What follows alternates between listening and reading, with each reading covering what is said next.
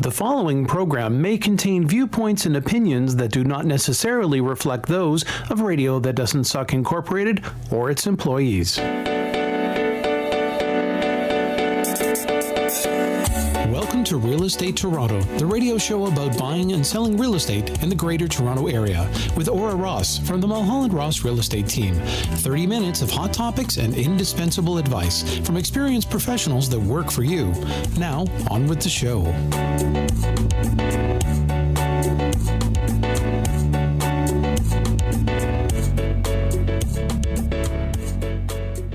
Welcome to spring. It is here in the real estate market in Toronto. I meant the weather, but yeah. And, you know, next week when we get to the flurries and so on, it will still be a hot Toronto real estate spring market. Don't blame me. So what are we talking about this week? We're going to talk a little bit about what's going on as we head into our spring market. Nice. I've got some very important words of wisdom, we'll call it, for homeowners who are thinking about selling and who maybe get that knock on the door from a realtor saying, I've got a buyer for your home. I want to talk about the pros and the cons of that approach. And we're going to talk a little bit about what a market evaluation is versus an appraisal. So we've got lots of ideas and thoughts, and mostly today's show, is a bit of advice just based on a lot of what we're seeing going on right now. Well, stay tuned for our new segment called Aura's Words of Wisdom. There you go. On Mulholland Ross Real Estate Radio.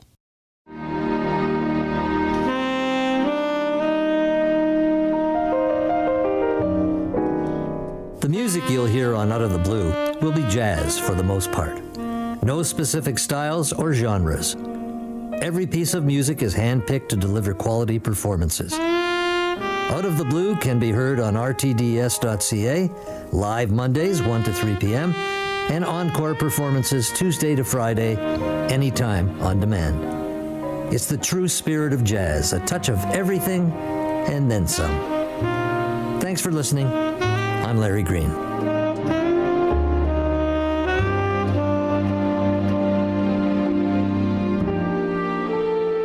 Buying or selling a home, condo, or investment property may be one of the largest transactions you'll ever make.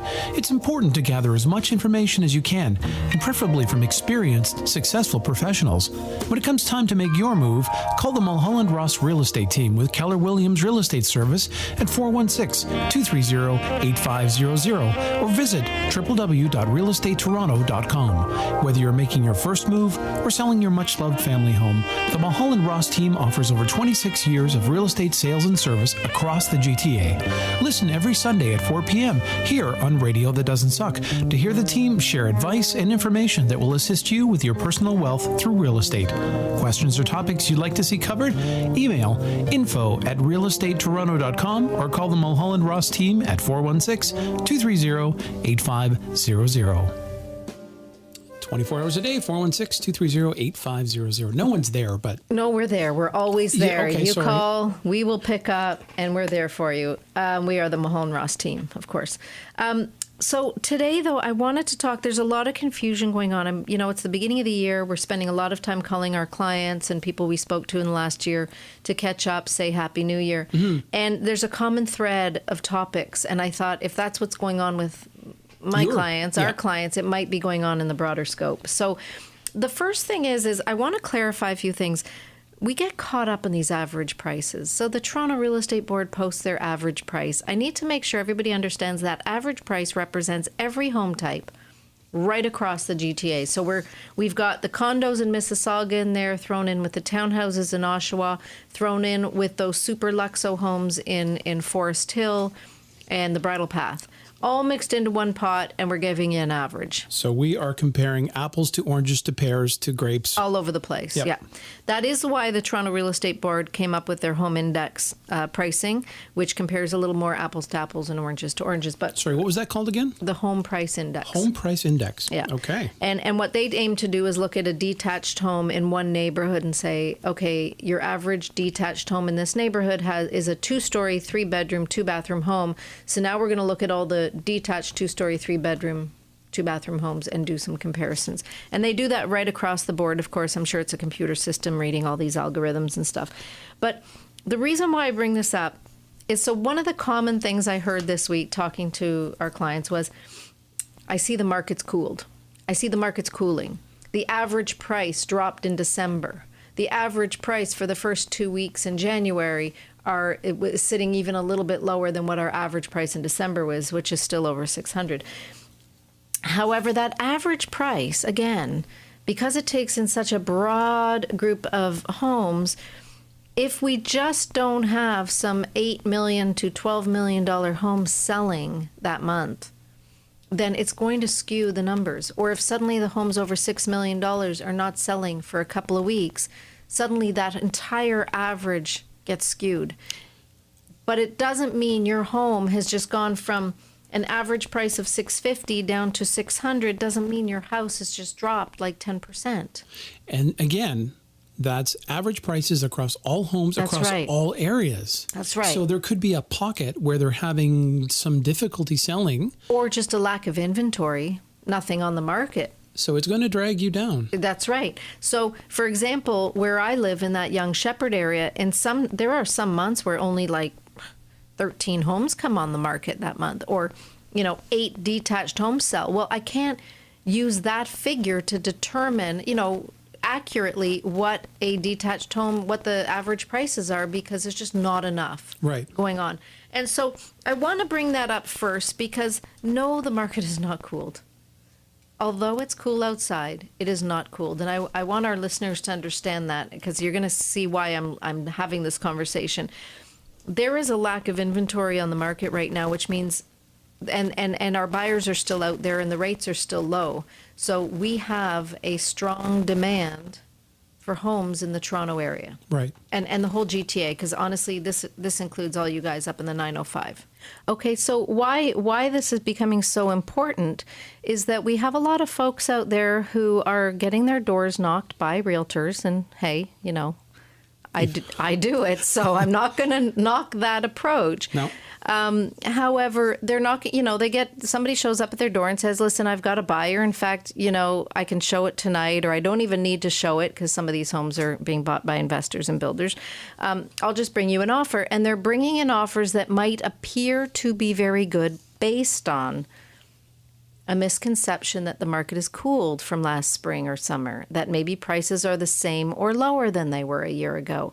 And so what I'm finding out as I'm calling people and checking in on people is that some people have actually said okay and sold their home, and it isn't until afterwards that they start, after they've taken this offer, thinking this is so great, this is amazing. Yeah, they sold sign my away. house. Yeah, now I'm going to go look for something, and they realize, oh my gosh, I think I just sold my house for sometimes 10, 20% too little. Wow. So I had this experience right before Christmas. Some people that I had spoken to in the neighborhood, maybe even a year ago. I'm so grateful to them, and I think they're grateful that they called us because someone approached them with an offer, and there was some motivation by the sellers, and they thought, geez, I don't have to stage, I don't have to clean, I don't have to fix, whatever I need to fix if I have to go to market. Here's this great offer. And they called me because we had been in touch over the years. And they said, we're just, would you come talk to us? And I got to their house, and there was this great offer, clean as a whistle, sitting on their table. And, I did tell them that I felt that the offer was a good $60,000 to $70,000 lower than what I thought it was worth. Wow. And in fact, I actually said 50,000. I think there's another 50,000 here. And because it was coming in from realtors, this was a full, commissions, everything was on, they wanted full commission and everything. So 2 pieces to this. One was it was low. B was these agents aren't representing the seller, they're representing the buyer. Right. So as a seller, they have absolutely no representation. We'll come back to that topic in a minute. And so they were not bound to these agents because these agents brought them an offer. And I said, well, so we talked about some different options. So what we did in a matter of a week was they tidied up their house. We did not put it on the open market. They allowed me to notify quite a broad network of people, including realtors that I thought might have buyers. We showed it to 4 groups. 2 of them brought offers, and we sold the home for about $70,000 more than what they were sitting with. From that original offer. From that original offer. And so, it cost them a weekend of cleaning. It cost them a weekend of cleaning. A weekend of cleaning made $70,000 difference. Yeah. Well, and let's be clear about that.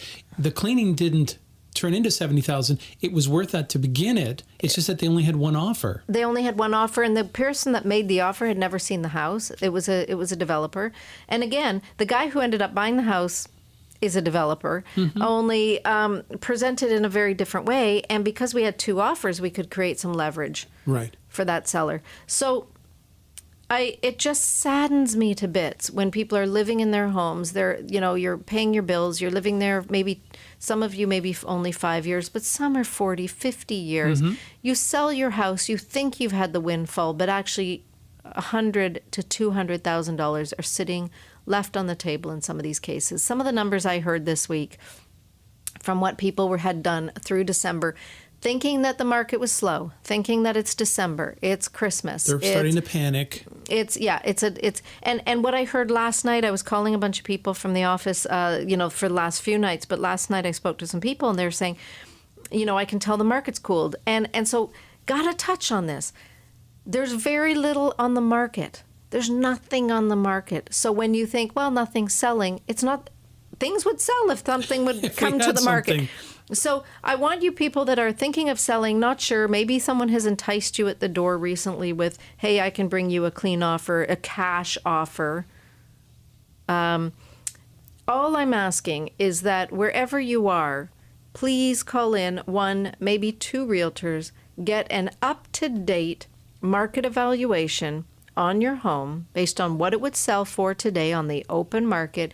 Update yourself, because this market has shifted so much over the course of the last couple of years. I mean, and from month to month, it's shifting on us. And we need that reality check, because we love our homes and we always think they're worth more than they are. Or sometimes less. Well, that's true. Yeah. So, you deserve it. Yes. You just deserve to know. Someone I live with went into that, where their house was worth more than they thought.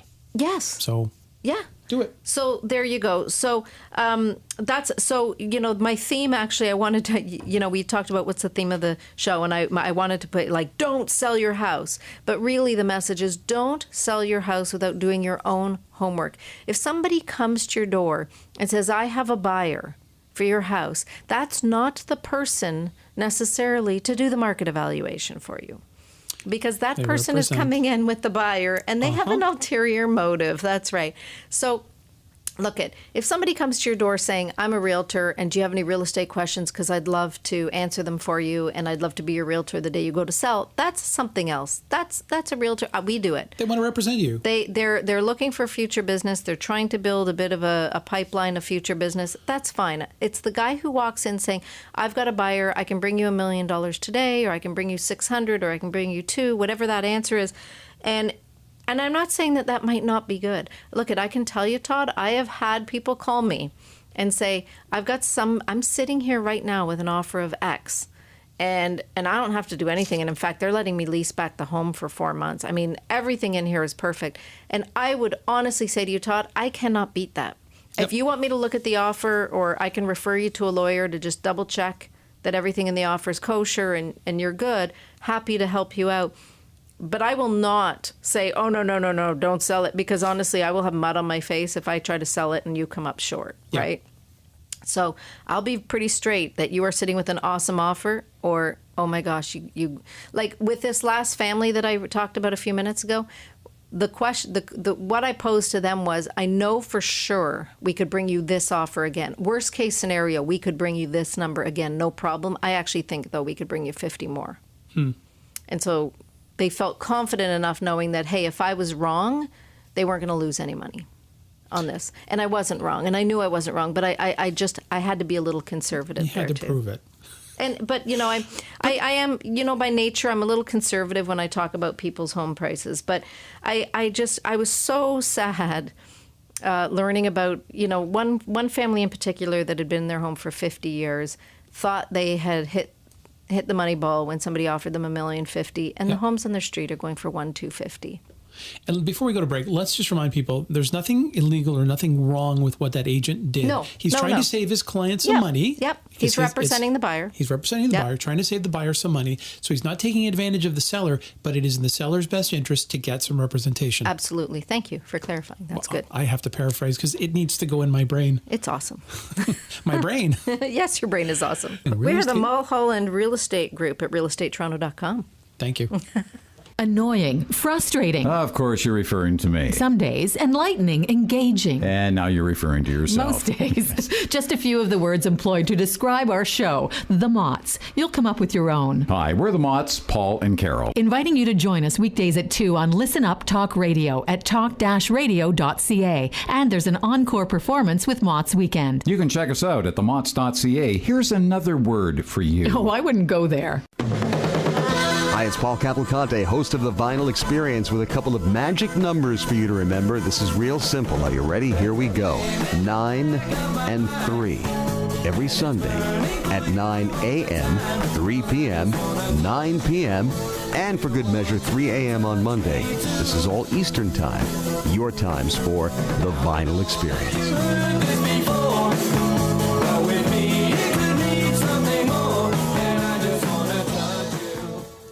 Welcome back to realestatettorontoradio.com. And I had a question for you. Okay. Are we ready to switch gears? Okay. Switch topics? Well, switch topics, but let's try to stay on the same. Okay. We'll try. Mode. And I can't Okay. guarantee that we won't go Okay. off the rails. I always had this question. I see these real estate agents sometimes that send us nice little things to the door, fridge magnets and things, and they say, get a free market value assessment. Yes. And then I go, oh, that's cool, because that'll tell me what my house is worth. Mm-hmm. But then I have this other thing that I've gone to the bank and I get an appraisal. Yes. So What's the difference between the two, and is one more accurate than the other? good question. Good question. So first of all, an appraisal. Yep. Appraisals are done for different purposes. Mm-hmm. So when a bank does an appraisal for their financing, they want to look at it based on how much of your how much skin is in the game, basically. How Yeah. much equity are you putting in? How much is the bank sitting with? And can the bank recoup that money should they need to? Right. Should you not be able to make your payments, the bank takes a house back, the bank has to sell it. And so that's really where the bank's coming from, on the refinance or on the mortgage aspect. So when they're financing you based on refinancing, they tend to budget that a little lower than maybe what it would sell for. Okay, so they are looking at land value. So there's a few different appraisals too. So one is called replacement cost. So what would it cost to replace this? That's how your insurance company's kind of looking at your I house, went through right? that recently and got a Okay. big shock. Yeah, because they're looking at the price of your land, what would it cost to put this house up? And sometimes that number is way more than what it's worth, and sometimes it's way less. Yes. Depends where you are and what you're sitting on. And is the value in your house or in your land, right? So market evaluations, though, a little bit different. And again, I would highly recommend that you are talking to a realtor who has sold many homes in the area that you're looking to sell, because I could I do Central Toronto, but you suddenly put me in Muskoka. Etobicoke or Muskoka. Yeah, get me to Muskoka and say, do a market evaluation. Now, I have access to all the information on the MLS. I can look at the sales and the pictures and all that and do some comparisons based on square footage, bedrooms and all that stuff. What I might not know, though, is that on this side of the lake, there is a huge demand because of something, a school, a community that I'm not aware of, a tight community that people are just itching to get into.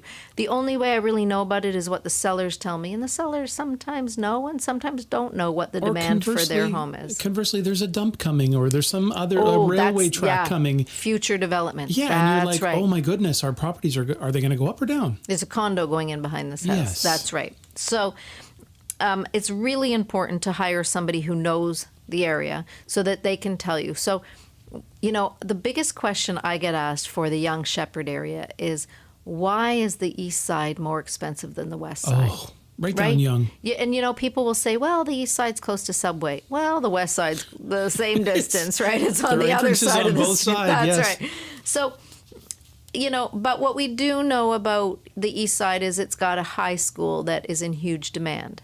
So we see that right across the city. There are high schools or public schools or daycares or something with a defined catchment area, and there's a demand to be in that catchment area to go to that school or that, Yep.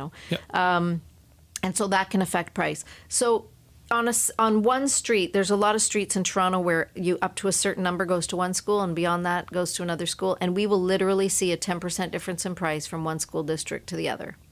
So you have to know that when you're going in to price a house. Wow. And so, that's one thing. The other thing is, what's the trend in the neighborhood? So in many parts of our city right now, those little bungalows sitting on lots that can have new homes on them are in huge demand. They're in huge demand, especially now for you guys out there going, well, I'm waiting for the spring market. And we started the show saying spring is here because it's here. Keep in mind, the guys who are buying the lots to build on would love to buy today and close in April and May because they would like this period of the year to get all their permits in place so that they can start digging by June, so that come the cold weather, their walls are up, they're enclosed, and they can finish the home in the winter if they Even have if to. they don't want to knock down, they're going to do a major renovation. It still takes 8 to 12 weeks to get permits anyways. They want that through the period Yep. between buying and closing Yep. and taking possession. And you're right. They want to have work They wanna come hit the ground spring. running. That's Yep. right. So when those people that look at the average prices and go, well, the average price was the highest in May of 2015, so I'm going to list in May of 2016. Please note, what is it that you're selling? When are you going to give possession up? Because if you're selling in May or June, but you say, I'd really like to stay through the summer and not close till October. Ooh. Well, your builder is about to get that house in October. He can't do anything if we have a winter like this winter, he might. Maybe. Yeah. But he might not be able to. And now he's sitting on that property for 6 months. Is he going to take that into consideration when he's buying your home in May and June? Yes, he is. He's taking that into consideration and saying, maybe I'm going to get stuck here. This might take me longer. This is going to reflect on price.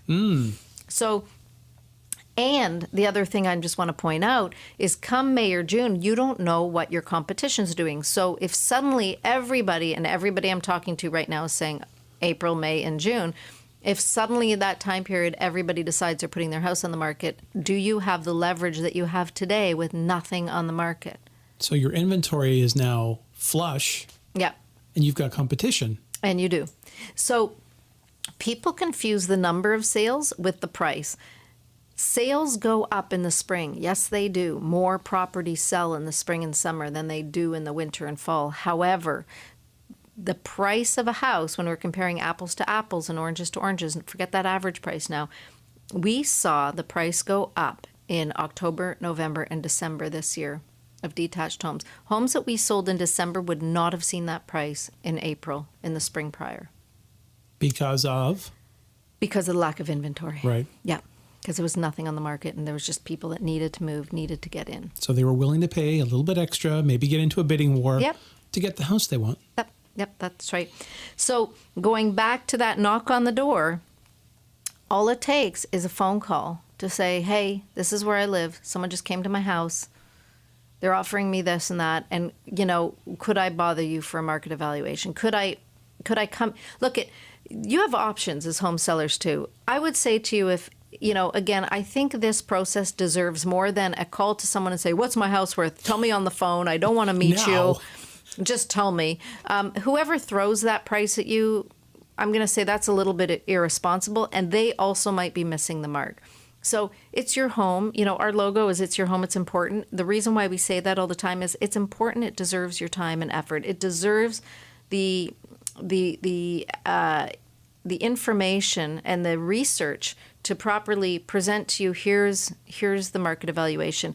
And like I said, I would say call the Mulholland Ross Group. Absolutely. If you're somewhere way out of town, I understand if you're not going to call us. But you know what? Call us. We'll tell you who the best agent is in your neighborhood. You work with lots of agents. Tons, right across North America. They're going to treat you the same way I'm talking to you, and that is Find out the answer. It is free information. Look, our goal is if things don't work out with the guy at the door, sure, we want to know that maybe we've earned your business, and if you're thinking of selling, you're going to consider hiring us. You're not going to pressure them. Not going to pressure you, but I just want to make sure you've got the right information. Let me put you on the spot. Yeah. Does your market value assessment, in your opinion, include coming to the client's house and looking inside the house? It does. Okay. Yeah. So you get, if you call someone or as a client and you go, tell me the price on the phone right now. Yeah. That's I'm on a 40-foot lot. I'm on X Street. What's it selling for today? Yeah. Yeah. And even if they say ballpark, then you're going to ballpark it. It's going to be ballpark. There's going to be a range. And then are you really getting the information you deserve? You're selling maybe one of your biggest assets. Treat it like that. Treat it like it's one of your biggest assets. This deserves my time, effort, and energy. And I'm telling you, if you have an agent at the door who is pressuring you, saying, if you bring in another agent, we're walking, I'm telling you right now, shut the door. There's a reason. There is a reason, and I'm hearing it a lot. I've actually had people say to me, or I'd love to bring you in, but if I bring you in, this guy's going to leave with his offer, and I really want his offer. And it's like, you know what?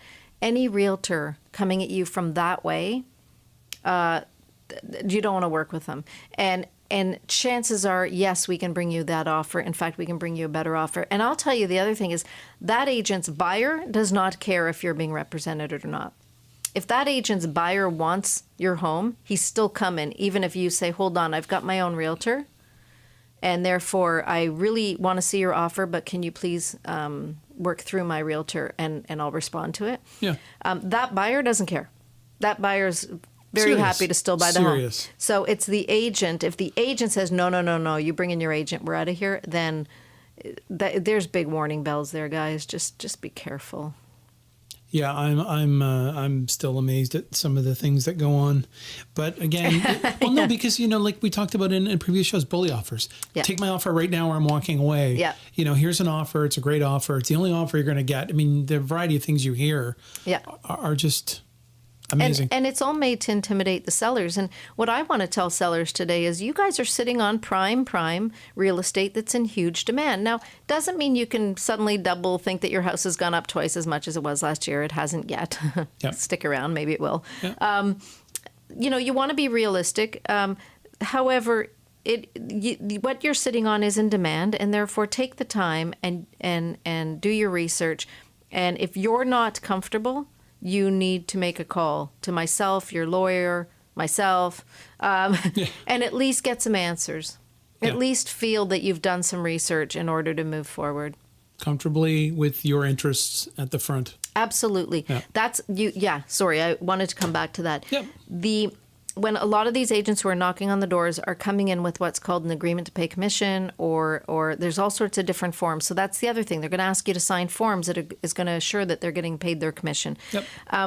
Some will come in, basically point it straight out, I'm representing the buyer. So you have no representation, and that is where you should call us to come in and at least facilitate the offer. And we can talk about how we do that without breaking your bank.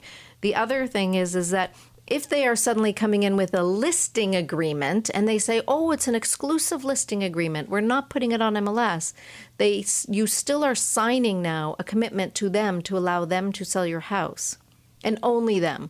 So before we go to break, how long is that for? Well, you can sign it for a day, and then you're getting representation, because they're saying, I'm bringing you an offer, sign with me exclusively for 48 hours and give me that opportunity. Okay. But if it's sitting there 30 days, a month, 2 months, I'm telling you, they have tied you up under contract, and you cannot hire someone else to represent you. Scary stuff. Well, it isn't scary when you know. No. When you know. No, so all I want people to know learning. is make the call, find out. I'll tell you, the TorontoRealEstateBoard.com also has some great information on there for the consumer. It is a consumer site. But take that information, call us, we'll answer your questions. There's no cost or obligation.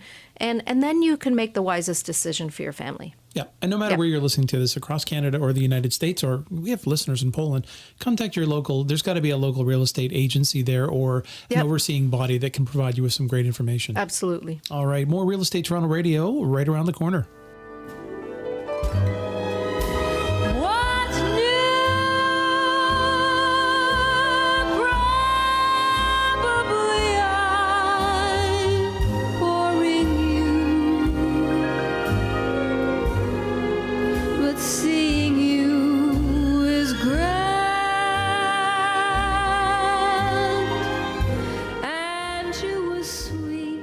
Welcome back to Real Estate Toronto Radio.